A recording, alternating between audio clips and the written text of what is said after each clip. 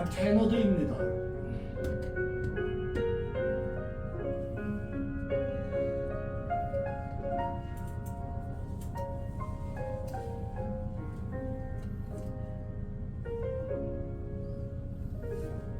어둠 속 헤매이던 내 영혼 갈 길 몰라 방황할 때에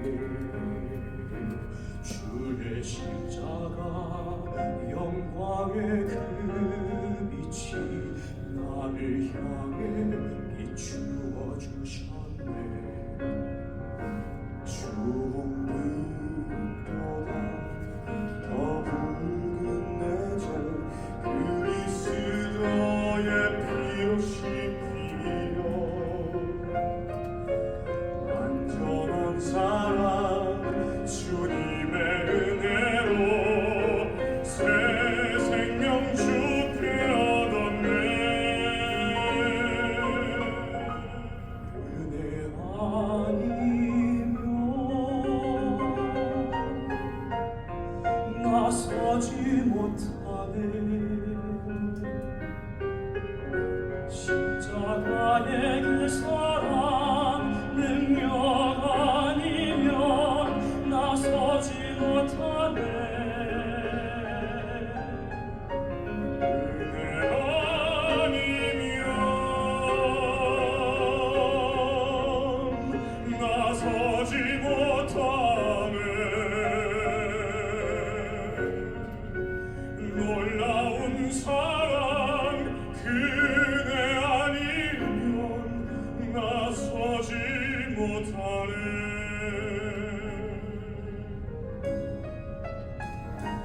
나의 노력과 의지가 아닌 오직 주님의 그 뜻 안에서 의로운 자라 내게 말씀하셨네. 완전하신 은혜로 은혜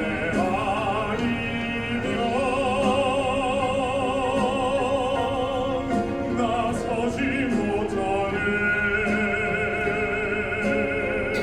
십자가의 그 사랑 능력 아니면 나서지 못하네. 은혜 아니면 나서지 못하네. 놀라운 사랑 그네 아니면 나서지 못하네. 이제 나 사는 것 아니요 오직 예수 내 안에 살아계시니 나의 능력아 나의 능력아 주의 능력으로 주와 함께 살리라. 오직 은혜로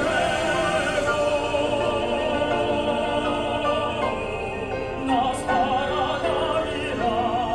나 살아가리라. 십자가의 그 사랑 주의 능력으로 나를 살리라. 주의 은혜로 나 살아가리라. 십자가 사랑 그 능력으로 나 살리라. 주 은혜로 나 살리라.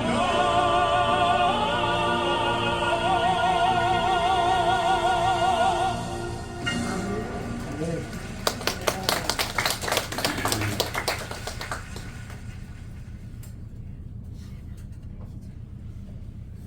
지금부터 40년 전에 주명훈이라는 남자가 정은주라는 여자에게 프로포즈를 했습니다. 제가 기억하기로 경기도에 금곡이라는 능이 있습니다. 그 능에 산책 갔다가 둘이 데이트하다가 그 자리에서 벤치에 앉아가지고 나 가진 것도 없고 아무것도 없는데 나하고 결혼해 줄래? 아이고 지금 생각하니까 막 몸이 조금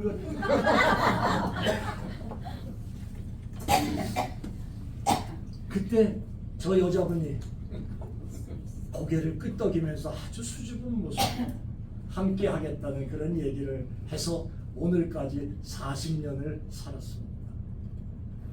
신학대학 4학년 때 아마 데이트를 시작해서 만났는데 그때는 구주를 생각만 해도 내 맘이 좋거든. 이 찬양이 저 여자 생각만 해도 마음이 막 두근두근 거리고 그리고 손이라도 한번 잡을라 치면 쿵탁쿵탁쿵탁 40년 지난 오늘은 어떨까요? 손 잡으면 쿵딱거리는 거 이제 다 없어졌어. 옛날에는 그냥 잘 보이려고 머리부터 시작해가지고 그냥 매무새를 단장하는데 한 40년 같이 살다 보니까 있는 허물 없는 허물 다 보여주고 삽니다. 근데 제가 이런 생각을 한번 해봅니다. 사랑하는 여자 앞에 40년 전이나 오늘이나 똑같은 마음으로 가야 되는 거 아니겠나 이 생각을 해보면서 이런 마음을 한번 말씀 준비하다가 생각이 들었어요. 자, 내가 주를 처음 만난 날 얼마나 감격하고 얼마나 기쁘고 얼마나 감사함이 있었는지 그때는 주님만 생각해도 마음이 막 콩닥콩닥거리고 그러고 사는데 이제 다 나이가 들어가지고 힘 다 빠지고 나니까 그냥 이게 지금 내가 신앙생활이 얕은 물가에서 노는 신앙인지 아이고 깊은 신앙인지 이게 잘 알지도 못한 채로 그냥 이러고 살아요. 그러다 보니까 더 중요한 건 뭐냐 하면 여러분 이제 우리 마지막 만날 사람 하나 남았잖아요. 마지막 만날 분 한 분 남았다고. 그분이 누구냐 하면 바로 우리 하나님이시잖아요. 언젠가 주명훈 목사 보고 가자 수고했다 이 땅의 수고 끝나고 너 이제 가자 라고 하면 만날 분이 그분 남았는데 지금 이 순간에 우리의 마음이 연약해져서 힘이 빠져서 병들어서 늙어서 이런 모습으로 살면서 주님 만나는 것보다 주님 만날 마음을 생각하면 막 마음이 막 쿵덕쿵덕거리고 뜨거워지고 사모하는 마음을 가져야 되지 않겠냐는 거예요. 그런 의미에서 목사가 62밖에 안 됐지만 아주 초조합니다. 왜 초조하냐 하면 하나님이 절 보고 리저월드 보내실 때에 가서 노인들 천국 준비시켜라 라고 얘기해서 보내셨는데 내가 할 수 있는 일이 너무 미약하구나 하는 마음에서 많이 초조해요.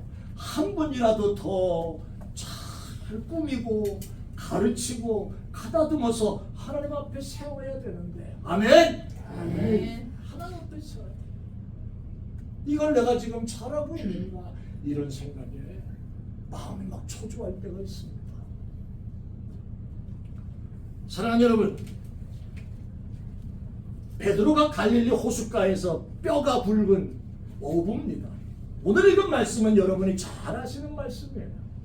저는 오늘 이 말씀을 가지고 내 믿음은 어떤 믿음인가, 오늘 이 자리에 계신 여러분들 가운데서는 신앙적인 것으로 얘기하기에는 너무나 부족함이 있는 그런 부족한 믿음을 갖고 계신 분도 계실 것이고, 그래도 내가 이 정도는 신앙생활을 했는데 라고 하는 마음으로 여러분의 그 믿음을 갖고 계신 분들이 있을 줄 압니다. 그러나 오늘 이 아침에 하나님 말씀을 보면서 나는 어떤 믿음을 갖고 있는가 한번 생각해 볼 수 있기를 바라서 오늘 전 이 말씀을 여러분들에게 드리려고 합니다. 자, 예수님 만난 날 베드로가 고기 잡고 밤새 고기 잡고 나와가지고 그물을 씻고 닦고 정리하고 있었다고 하는 그 얘기잖아요.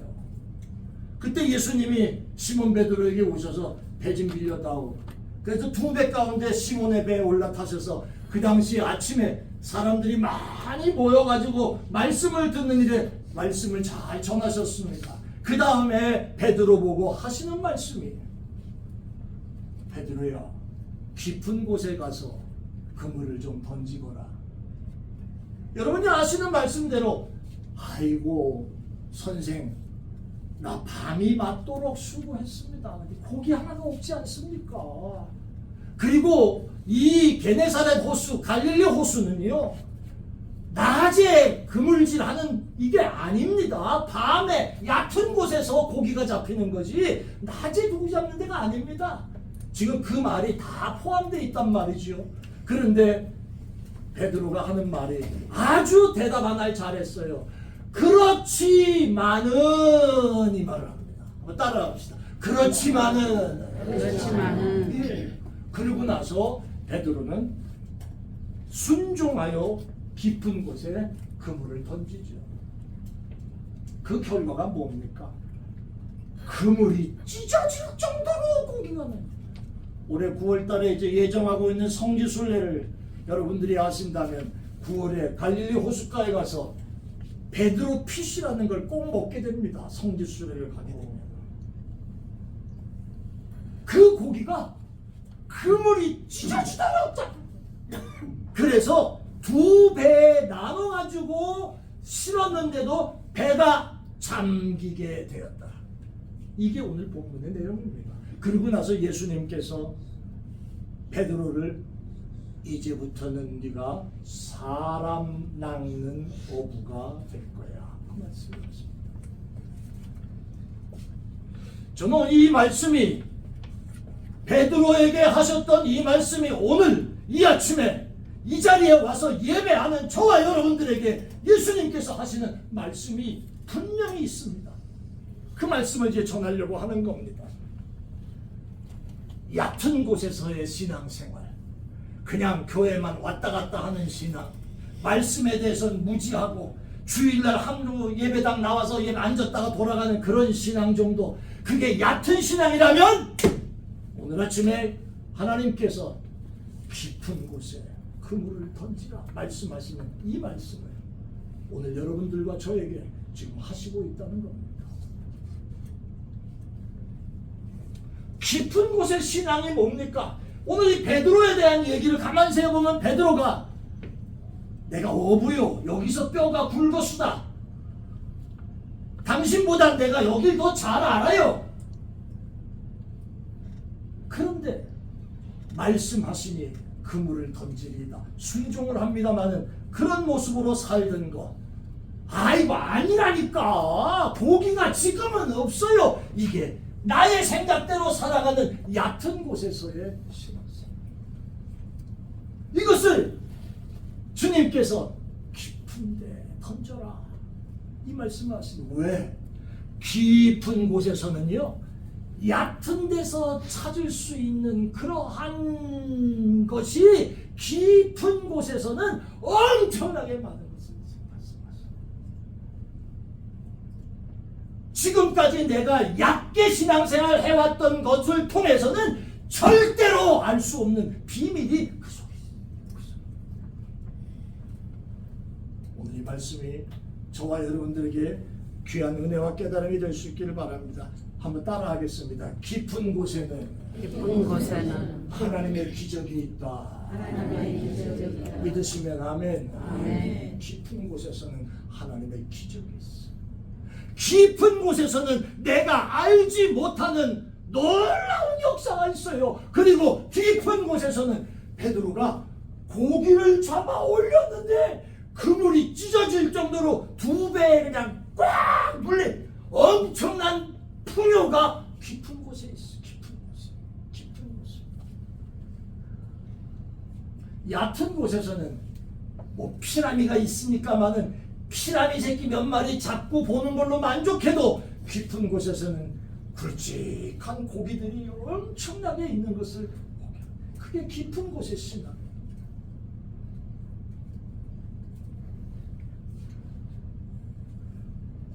제가 언제 한번 얘기 드렸습니다. 한국에서 목회할 때 술집에서 밴드로 평생 살았던 집사 하나가 있습니다. 그건 집사, 그땐 집사 아니었죠. 그 옆에 친구 집사가 우리 교회 나온 집사였는데, 아 형님 교회 한 번만 가봅시다. 교회 한 번만 가봅시다. 그러니까 이 사람이 처음에 그랬다고 그래요. 야 미쳤냐? 교회 같은 데를 왜 가냐? 그 엉터리 같은 데를 가? 그거 나 그래도 이 동생이라는 집사가 술도 한잔 같이 먹으면서 아 형님 한 번만 교회 가봅시다. 그러면서 그 사람을 교회로 끌고 오려고 애만 했었는데 마지막에 그 말을 받아들였어요. 좋아, 네가 정말 만날 때마다 계속해서 그러니까 내가 니네 교회 딱 3번만 가준다. 그 다음부터는 절대로 교회 가자는 소리 하지 마. 그러고 왔어요. 그 사람이 색스폰을 불고 그 다음에 악기 연주를 하면서 술집, 룸살롱 같은 데서 연주해주고 팁 받고 그래서 돈이 엄청나게 많이 벌었던가 봐요. 한 좋은 시절에는. 그 동생 집사한테 목사한테 너희 교회 가면 헌금하지? 그거 목사가 다 쓰는 거야. 별 모르니까. 그거 아니야 형님, 그거 아니야. 아무튼 가자. 3번만 갔다. 뭐 긴 말 할 게 뭐 있어요. 첫 번째 온 날 하나님이 그 사람 잡았어요. 뭐 좀 이상하다. 야 이거 뭐 이 교회는 뭐 좀 이상하다. 이런 얘기를 시작하더니요. 2주 3주 계속 나오네. 3주가 지난 다음엔 새벽 기도를 나와. 새벽 기도. 근데 술집에서 일하다 보니까 손님들이 음악 반주만 해주고 팁 받는 게 아니야. 아이고 수고했어 그러면서 뭐 줘요? 술도 한 잔 주고 하다 보니까 새벽에 교회 오면 코가 빨개져가지고 와. 코가 빨개져. 그래도 그러더니요 그 껍데기 같은 사람이 차츰 신앙의 깊이가 깊어지더니 하나님께서 주시는 성령의 은사도 받고, 아이고 그런 변화는 정말 기적적인 변화예요. 그 다음에 마지막 저에게 이런 얘기를 합니다. 목사님, 내가 이 비밀스러운 이 기쁨을 일찍 알았어야 되는데 그것도 모르고 맨 처음엔 예수님 욕하고 교회 욕하고 그러다가 주님이 날 불러가지고 이렇게 만드셨는데 지금 하나님이 나를 이렇게 인도하시니 내가 견딜 수가 없습니다. 하나님이 이렇게 바꾸시는 깊은 곳에 그 모습으로 이끌어 가시는. 저는 여러분들에게 이런 말씀을 이제 드리려고 합니다. 자, 깊은 곳의 신앙은 어떤 신앙일까요? 여러분의 신앙은 어떤 신앙인가요? 자, 첫 번째는 이겁니다. 우리 한번 읽어볼까요? 시작. 이게 깊은 곳의 신앙. 갈릴리 호수는 아까 제가 말씀드린 대로 생물학자들과 그 다음에 그 호수를 잘 아는 사람들의 분석으로는 밤에 얕은 곳으로 고기가 몰려 나올 때 그 물을 던져야 많이 잡는다는 게 그게 통설이었습니다. 어부들이 알고 있던 이론이었습니다. 그런데 예수님은 이 베드로에게 아침에 화날 때 깊은 곳으로 가라. 이거는 베드로의 생각과는 전혀 딴판의 얘기를 하는 거예요. 전혀 딴판의 얘기. 그래서 베드로가 토를 달잖아요. 내가 밤이 새도록 내가 수고했는데 이건 전문가로서 평가를 지금 하고 있는 겁니다. 목회를 하다 보면 다양한 분들을 만납니다. 특별히 리즈월드 안에는 대단한 분들이 많이 사는 걸 제가 알고 있습니다. 공부 많이 하신 분들부터 시작해서 돈 많으신 분들부터 시작해서 다양한 분들이 이 안에 같이 살고 있습니다. 그런데 제가 그분들과 대화할 때마다 느끼는 게 있어요. 얕은 신앙이 무슨 신앙이냐면 자기 수준만 생각하는 자기 수준대로. 여기까지만이야, 여기까지만.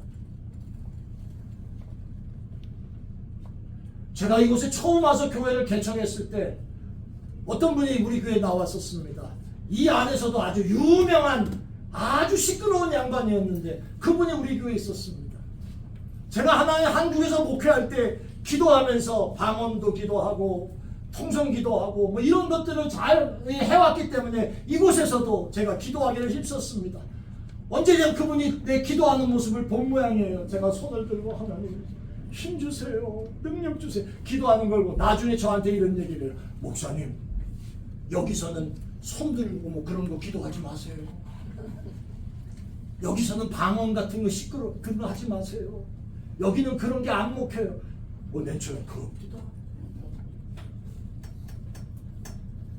제가 그래서 오자마자 이 전쟁터가 쉬운 전쟁터가 아니구나.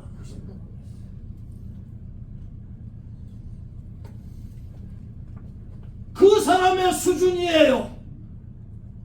얕은 물가에 있는 사람, 교회는 다녀도 얕은 신앙을 갖고 있는 사람은 깊은 것을 이해를 못해. 성령의 은사 받아보질 않았으니까 알질 못하고 시끄럽다고 생각하는 거죠. 이상하다고 보는 거죠. 많이 배우신 분들은 그 배움이 어떤 분에게는 더 깊이 있게 나가는 신앙이 되는가 하면 어떤 분은 그 배움 때문에 하나님 앞에 나가는 게 제한되는 모습도 있습니다. 대단히 중요한 문제입니다. 그런데 깊은 곳의 신앙은 경험과 이성을 초월하는 거예요. 밤에 금을 내리는 건 경험이고 이성입니다. 그런데 아침에 깊은 곳에 금을 내리는 건 이거는 이것을 초월하는 그 얘기입니다.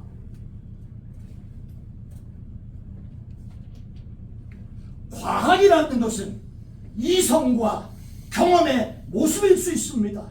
그러나 신앙은 이런 것들을 뛰어넘는 것이 깊은 곳의 신앙입니다.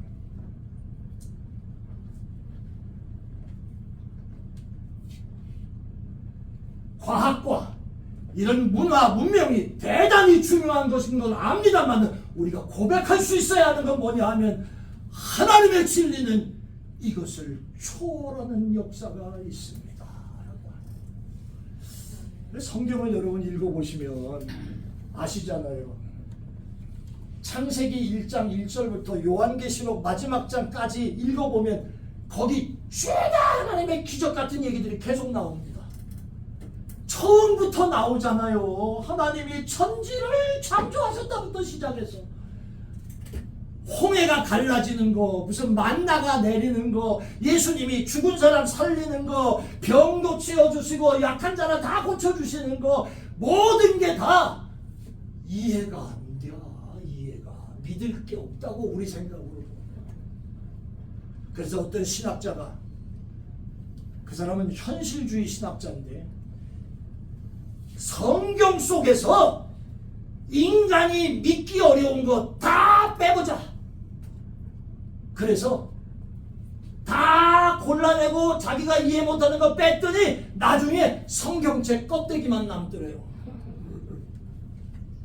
믿을 게 없다는 게.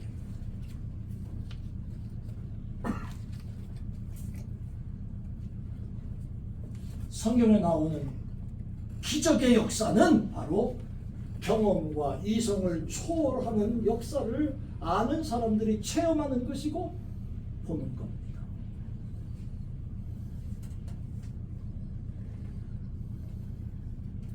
스코틀랜드에서 독립운동을 하던 로버트 브루스라는 사람이 있었는데 그 사람이 한 번은 독립운동을 하다가 쫓겨가지고 막 도망가는 거예요. 뒤에서 막 전부 쫓아오는데 다급해서 숨은다는 것이 몸뚱이 하나만 들어갈 수 있는 조그만 굴 속으로 쑥 들어갔어요.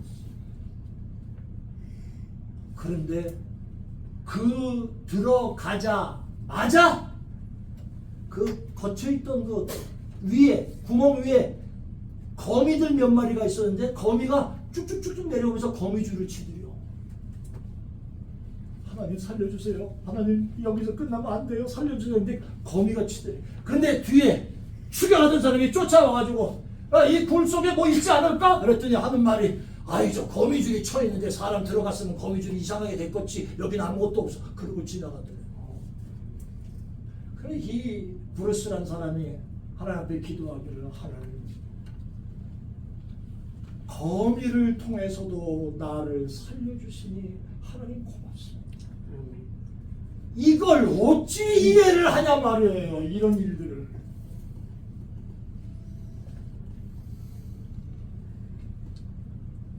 이성과 경험을 따지면 얕은 물 속에서 신앙생활을 할 수밖에 없습니다. 그리고 복음과 진리보다도 다른 것을 더 중요하게 여기 인간관계 무슨 뭐 교회 건물 이런 거 더 중요하게 여길지도 몰라. 중요한 건 그거 아닌데 경험과 이성을 초월하고 여기에 기적의 역사가 있는 줄 믿으시기를 바랍니다. 두 번째는요, 깊은 곳의 신앙은 어떤 신앙이냐 하면 숨겨진 것을 볼 줄 아는 거예요. 예수님의 모습을 한번 생각해 보십시다. 예수님은 아셨지요. 깊은 곳에 그물을 던지라. 아시고 알려주셨습니다. 그리고 베드로는 순종한 거고요. 깊은 곳에 신앙을 가지고 있는 사람은 숨겨지고 안 보이는 것도 볼 줄 아는 모습입니다. 자, 제가 이런 얘기 하나 해드릴게요. 한번 들어보세요. 어떤 말이 맞는지 한번 봅시다. 울산에 어떤 교회에 정시성을 가진 목사님이 부목사로 교회에서 일을 하고 있었습니다. 5년 동안 교회를 섬겼는데 이제 부목사 5년 했으니까 나이도 있고 하면 담임 목회를 해야 되잖아요. 담임 목사의 길로 나가려고 기도를 준비하고 있었어요. 하나님, 나 이제 담임 목회 할 수 있도록 도와주세요. 근데 어느 날 갑자기 몸에 이상한 모습이 생겨서 몸을 발견하니까 몸에 무슨 부스러기 같은 게 뭐 나기 시작하더니 몸이 이상하더래요. 그래서 병원에 찾아가서 동네 병원에 가서 이게 좀 뭡니까? 그랬더니 의사가 쓱 정색을 하더니 빨리 큰 병원으로 가십시오. 이게 빨리 큰 병원으로 가라. 그러면 벌써 이게 경증이 아니고 중증이라는 얘기잖아요. 놀래가지고 큰 병원에 갔더니 거기에 진단이 나왔는데 피부암, 스킨 캔서가 왔어. 이게 근데 막 퍼지기 시작하는 거예요.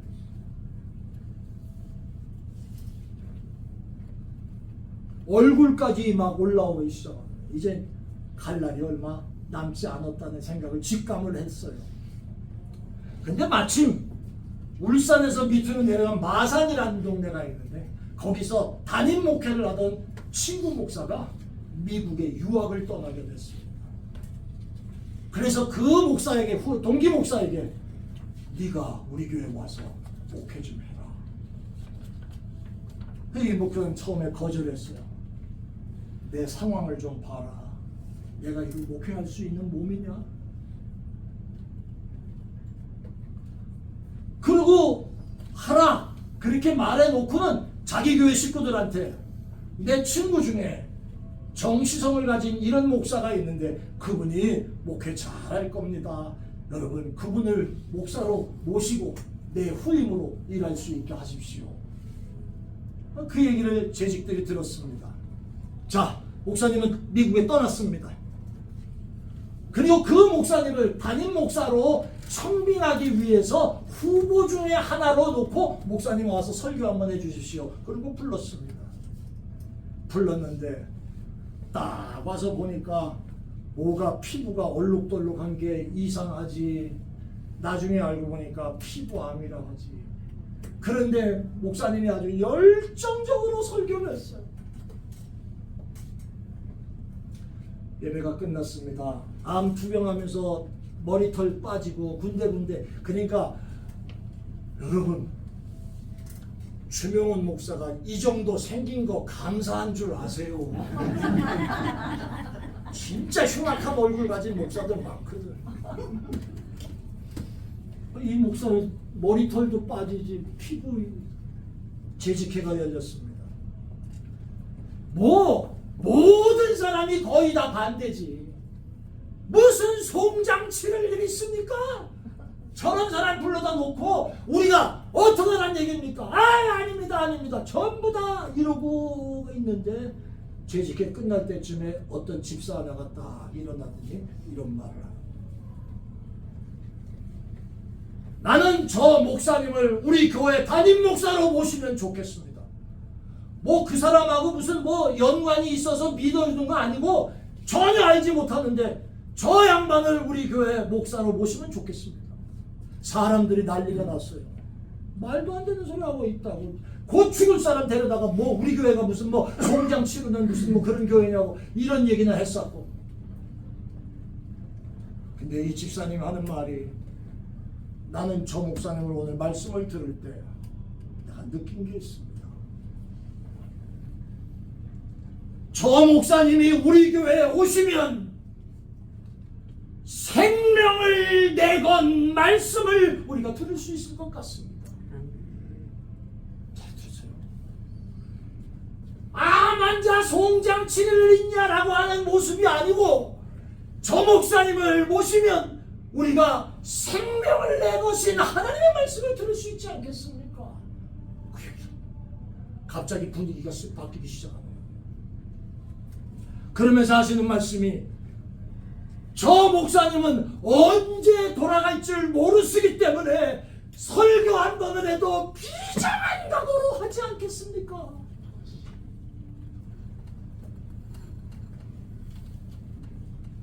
그러나 한 번의 설교를 들어도 좀 애매한 설교, 무슨 이상한 설교, 지자랑하는 설교, 아무것도 내용도 없는 설교, 이런 거 말고 한 번을 들어도 생명을 건 메시지를 듣고 싶습니다. 그 말에 더 가라앉았을 뿐이에요. 그 다음 또 이 집사님 하는 말 좀 봐요. 하나님은 솔직히 말해서 여러분과 제가 지금 건강하다 해도 내일 죽을지도 모르지 않습니까? 이 얘기는 반대로 말하면 그 목사님 죽을 것처럼 보여도 하나님이 살리시면 살아나는 역사가 있을 줄 압니다. 그 얘기를 하네, 목사처럼.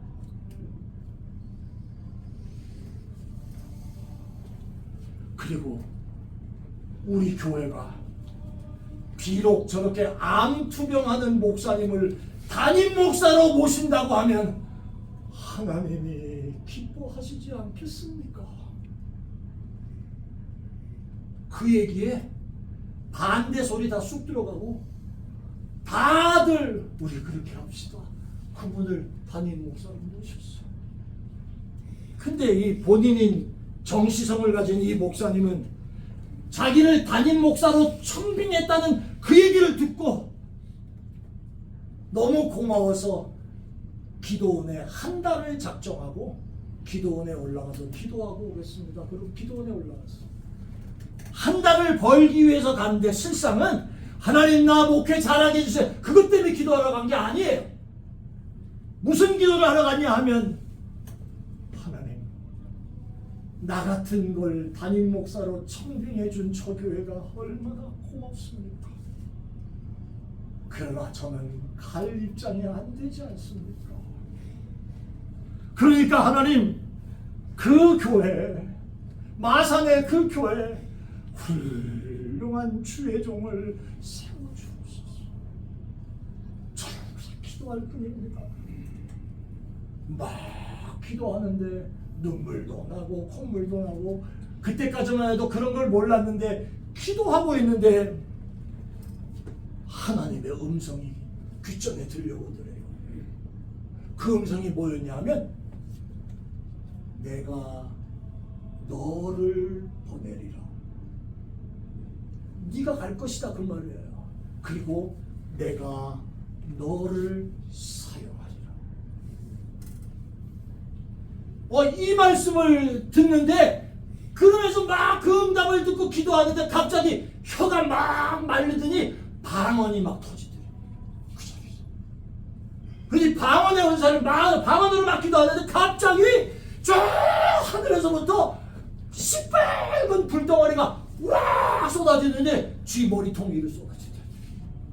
그러니 그 불덩어리가 자기 몸을 확 들어오더니 이 안에서 견딜 수가 없어. 견딜 수. 막 떼굴떼굴 굴르면서 기도하네. 어떻게 됐을까요? 치료가 어? 치료가 암이 없어. 죽었을까요? 살아났네. 죽었으면 내가 이렇게 왜 목이 터져라고 얘기하네. 그 응답받은 순간부터 하루하루 지나면서 피부에 이 부들부들했던 것들이 꼬들꼬들해지기 시작하더니요. 한 달 내려오는데 피부가 깨끗해졌더라. 이야, 나도 이거 이해합니다. 왜 이해하느냐면 제가 아주 바보 같고 어리석은 짓을 했잖아요. 한국에서 목회 이제 다 끝내고 하나님 나 이제 목회 안 해요. 이제 미국 가서 재미나게 살 거예요. 그리고 미국 왔다가 여기서 얼마나 하나님의 매를 맞았는지 1년 동안 자빠져가지고 허리도 쓰지 못하고 이 밑으로는 신경을 쓸 수가 없어요. 움직이지가 않아. 다리가 마비가 돼가지고. 그런데 어느 날 주일날 하나님 날 찾아오셔가지고 내가 막 아파하니까 통증이 오면 견딜 수가 없어. 아이고 죽겠다 하는데 음성이 들리기를 아프냐. 그래서 제가 아프지 날 데려가든지 아프지요. 아이 죽겠는데 그랬더니요. 그때 말씀하시는 거야. 아마 여러분도 100times 들었을 거야. 너를 쳐다보고 있는 나는 더 아프다 이놈아. 내가 그때 깨달았어. 이 사명이 아직 끝나지 않았는데 내가 이 사명을 치고 내 멋대로 살려. 하나님 나를 매를 때리고 정신 차려라 이놈아 그러시는구나. 제가 왜 그 시간에 주일날이었는데 회개 몇 시간을 울면서 무릎 기도하고 하는데 침대에 누워가지고 꼼짝도 못하는데 주님 살려주시면 내가 다시 목회하겠습니다. 은퇴 빨리 하고 싶어서 내가 안 하려고 했는데 하나님 나 살려주세요. 목회 다시 할게요. 그리고 예수님 이름으로 기도합니다. 아멘 하고 5분 뒤부터 엄지발가락이 움직입니다. 엄지발가락. 내가 이걸 안다고. 내 집사람 들어올 때 여봐 일로 와봐. 발가락. 이 발가락 움직인다. 이 발가락. 하나님의 역사가 시작된 거야. 그러더니 막 급속도로 치료하셔. 그래서 하나님이 저를 알지도 못하는 땅 실비치 리조월드로 데려오셨어요. 여긴 은퇴가 없어. 아예 은퇴가 없다고. 내가 어제 어떤 목사님하고 얘기했는데 그분 목사님 연세가 85세. 지금도 목회해. 여기 이 안에서. 나는 이제 조금 있다가 갈 거야. 이래가면서도 해. 이래가면서도 한다고. 내가 목사님 아이고 주여. 저분이 85세면 나는 그분 나이까지만 하려고 해도 20년 더 해야 돼. 지금 20년. 여러분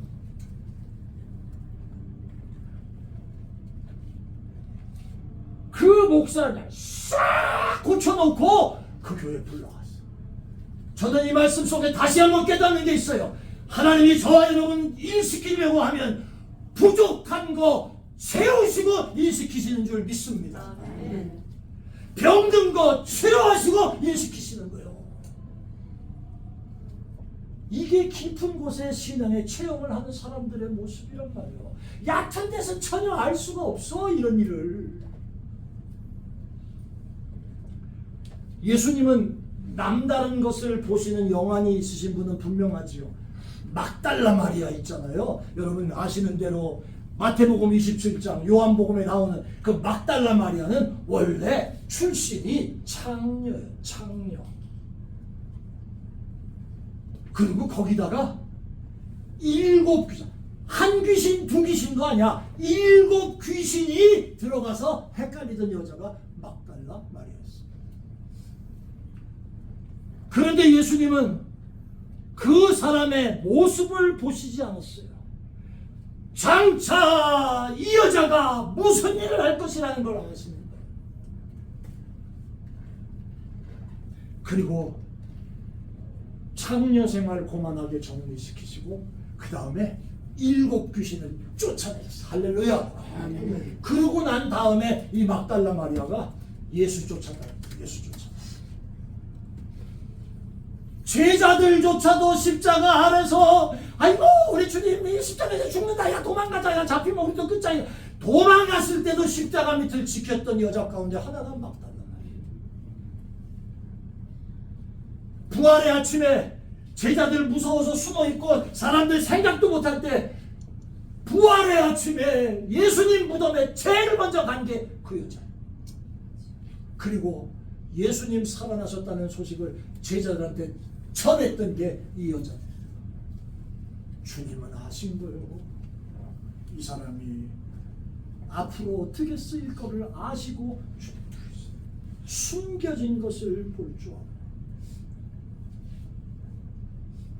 저는 여러분들이 옅은 물의 신앙이 아니라 하늘의 영적인 비밀도 밝히 보여주시는 대로 보고 깨달을 수 있는 그런 깊은 신앙의 모습들이 체험되게 되기를 주의 이름으로 축원합니다.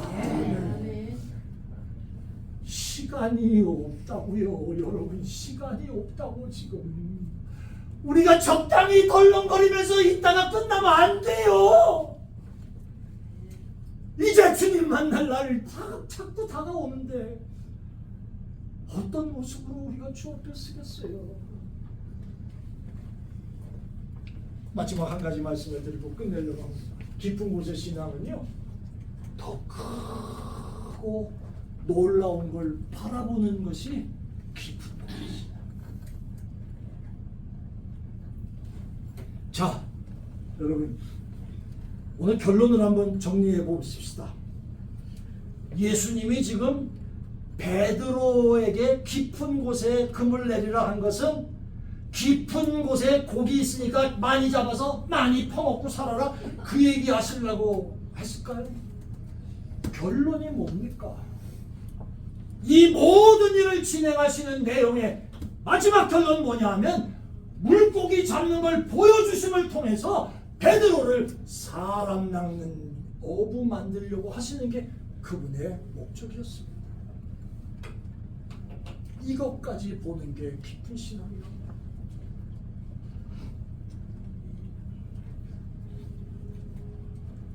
물고기보다도 베드로를 보셨고 그 베드로가 앞으로 어떻게 일할 것이라는 걸 숨겨진 것, 더 큰 것을 보십니다. 한국에 가면 한국 도자기라는 회사가 있습니다. 본차이나 이런 걸로 유명한 곳이죠. 아주 엄청난 회사입니다. 수안보에 충청도 수안보에 가면 수안보 관광호텔 호텔도 있고 그 다음에 미국에도 아마 나온 걸로 알고 있는데 로제 화장품도 만들어내고 아주 엄청난 기업입니다. 그분이 이성봉 목사님이라고 하는 목사님의 사위입니다. 신앙이 참 좋았습니다. 이름이 김동수 장로입니다. 아마 지금은 은퇴하셨으리라고 생각합니다. 이 양반이 처음 청주에서 좌판 깔고 사기그릇 장사를 했어요. 사기그릇 이렇게 만들어 놓은 그릇. 그리고 그 장사를 시작했는데 조금씩 조금 잘 됐어. 그러다가 망해가는 사기그릇 공장을 인수했습니다. 그리고 거기서 처음엔 잘 됐는데 뭐가 잘못됐는지 중간에 어려움을 겪어가지고 상당한 빚을 만들고 거의 세상말로 말하면 망하는 단계에 간 거예요. 사업이 어려워지자 저는 이 말씀을 여러분과 함께 나누고 싶습니다. 우리 한번 따라 하십시다. 장로답게. 그럼 여긴 장로님 혼자 있으니까 다시 권사답게, 집사답게. 자, 어떤 모습인지 한번 보세요. 이 양반이 장로답게 기도하기 시작했어요. 어떤 기도였냐 하면, 하나님, 장로가 돼가지고 이렇게 빚이 생겼습니다. 죽고 싶은 마음이 굴뚝 같은데 장로로 이 모양으로 죽으면 하나님 영광 가릴 게 뻔하니까 하나님, 나 빚 다 갚고 빚 다 갚는 날 나 데려가세요. 빚 다 갚는 날 나 데려가세요. 그러고 기도를 했냐? 그러고서는 맨날 빚 때문에 고통을 받는 거예요. 그 빚쟁이들이 그냥 맨날 찾아오고 전화 주라고 빚 갚으라고 빚 갚으라고 두 내외가 그냥 쫄쫄대는데, 그래도 사업을 하면서 정직하게 한번 따라하겠습니다. 성경대로 비즈니스를 해요. 물질이 왔다 갔다 하니까 하나님, 오늘 이 정도 수입을 얻었습니다. 10의 1조를 구별해서 하나님 앞에 드립니다. 세상 사람들, 얕은 생각을 갖고 있는 사람들은 10의 1조가 먼저가 아니잖아요. 지금 먹고 사는 게 먼저고 그 다음에 빚 갚는 게 먼저지, 빚도 못 갚으면서 무슨 11조야 이렇게 얘기를 할 수 있을지 몰라도 그분은 이건 하나님의 것입니다. 종자로 쓰일 씨앗은 먹는 게 아닙니다. 하나님의 것입니다. 그 11조를 띄는 11조를 띄는 그 순간에도 빚장이들은 빚 갚으라고 해! 난리지. 천근만근 막 무너졌네. 주일날도 일하면 조금 더 수입이 있을지 모르지만 주일날은 하나님의 날, 쉬십시오. 공장 문 닫고. 그리고 얼마나 철저했는지 그릇을 만드는데 술잔, 술병 이런 건 안 만들었대요. 이게 장로가 만들 그릇이 아니라고 생각을 해요. 결국 그렇게 진행을 했어요. 그분의 고백에 의하면 1976년에 빚 다 갚고 통장에 50만 원 남더래요. 통장에 50만 원. 그날 이 두 내외가 깨끗이 옷을 갈아입고 목욕하고 옷을 다 갈아입고 둘이 앉아서 기도합니다. 하나님, 이제 데려가십시오. 할 일 다 마쳤습니다. 이제 데려가셔도 됩니다. 오늘 밤에 하나님, 날 데려가십시오. 아이고, 데려가셨을까? 안 데려가셨을까? 데려가셨으면 내가 왜 이런 얘기를 하냐 이 말이지. 하나님은 그때부터 급속도로 한국 도자기 축복하시기 시작합니다. 야, 맞지. 그분 호텔에 가면요, 수암고에 가면 목사장로 공짜입니다. 또 제가 속해 있던 교단에 속해 있는 장로님이었기 때문에 아주 가면 뭐 화장품 막 바리바리 싸가지고 주고, 사모들한테 주고, 목사들은 가장 극진히 대접하기를 힘쓰고. 야, 참 대단하다.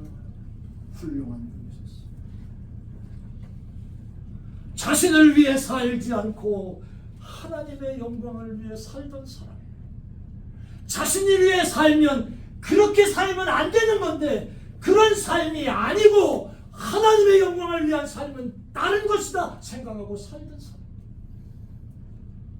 하나님이 그냥 내버려 두실 일이 없어.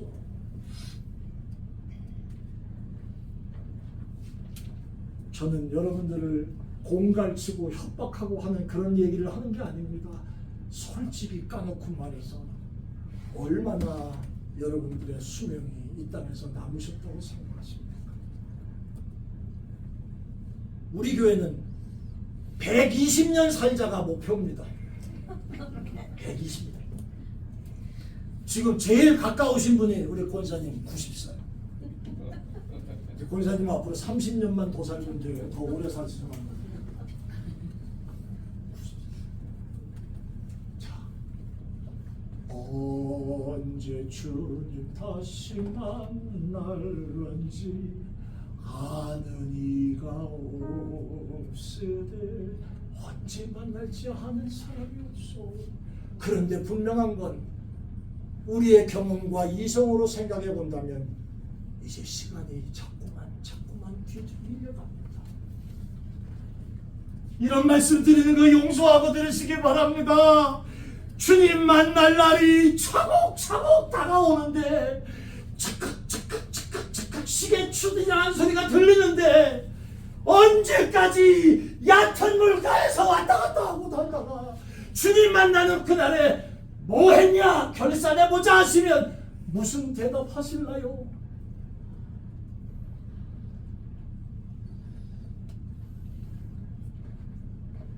인생 결산은 이 정도 했을지 몰라도 자식들 잘 키웠고요, 재정도 이 정도 만들었고요, 이렇게 살았고요, 그 얘기는 할 수 있을지 몰라도 신앙 결산은 무슨 얘기를 하나님 앞에 하실나요?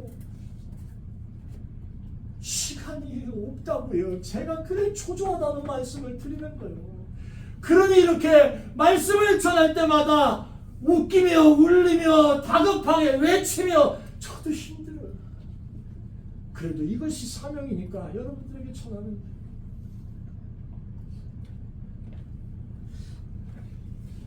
깊은 곳의 신앙은 경험과 이성을 주어 숨겨진 걸 볼 줄 알아요. 더 큰 것을 바랍니다. 얕은 곳에서 머무르지 마시고 주님의 말씀을 따라 한 발자국 주께로 가까이, 더 가까이, 성령 체험 더 가까이, 하나님의 능력의 체험 더 가까이, 자꾸만 깊은 곳으로 가는 신앙이 여러분의 모습이 되시기를 축원합니다. 이 찬송을 한번 하려고 하는데 제가 이 찬송 좋아하거든요. 그래서 내가 설교 준비를 마지막 하면서 제가 가사를 좀 개사해봤어. 나 어느 곳에 있든지 늘 마음이 편하다. 이게 깊은 곳의 신앙입니다. 언제 어떤 상황이 되든지 이 고백은 깊은 곳을 살아가는 신앙생활하는 사람들의 모습입니다. 애매한 사람들이 있어서 제가 가사를 바꿔봤다니까. 나 어느 곳에 있든지 늘 마음이 애매해. 주 예수 주신 평안아 내게는 없도다. 나의 마음속이 늘 애매해. 나의 마음속이 늘 불편해. 악한 죄 파도가 많으나 나의 마음 애매해. 얕은 물가에서는 이렇게밖에 부를 수가 없지만 오늘의 찬양이 여러분의 신앙의 고백이 되고 체험이 될 수 있길 바랍니다. 찬양 한번 하십시다. 어느 곳에 있든지 늘 마음이 편하다. 주 예수 주신 평안을 충만하도다. 나의 마음속이 늘 평안해. 나의 마음속이 늘 평안해.